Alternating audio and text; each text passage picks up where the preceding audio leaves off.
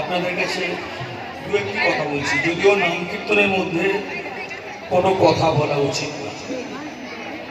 আপনারা কীর্তন শুনতে এসেছেন, যার ভালো লাগে বসে বসে গান শুনুন। আর এই যে ভাবের ব্যাপারটা, এটা দেখানোর বিষয় না, অনুভবের ব্যাপার।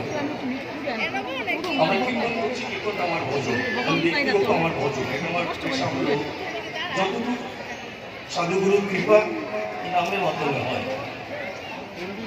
কিন্তু আপনারা যেভাবে দেখাচ্ছেন, আমি হয়তো সামলাতে পারছেন না, এটা আপনাদেরও দোষ না, এটাকে সামনে রাখুন।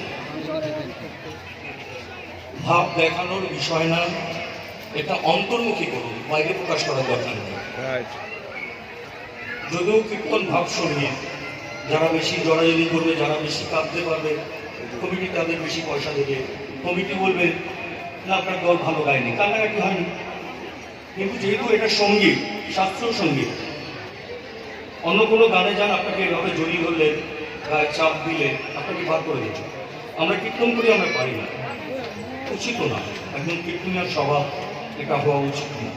কিন্তু যেহেতু কীর্তনের বিষয়বস্তুটা যারা একটু পড়াশোনা করবেন, বৈষ্ণব পদাবলী পড়ে দেখবেন বিষয়বস্তুটা কি, আপনাদের বোঝানোর কিছু নাই। একটাই কথা বলছি, ভাব দেখানোর বিষয় না, এটাকে অন্তর্মুখী করুন, নিজেকে উন্নতি করতে পারেন।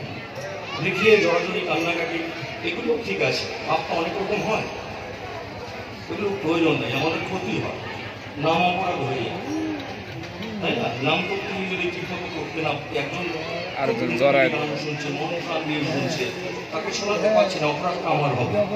আপনারা তো জড়িয়ে দিয়ে চলে যাবেন রাস্তায়।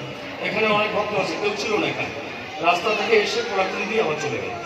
তাহলে এটাকে কি ভাব? এই ভাবগুলো দরকার নেই। শুনুন, ভালো না লাগলে চুপচাপ চলে যাবেন। সুন্দর প্রসাদের ব্যবস্থা আছে, খেয়ে দিয়ে চলে যান, পরিবেশ নষ্ট করবেন না। জয় রাধে, হৃদয় বন্ধু। হরে বাবা, হরে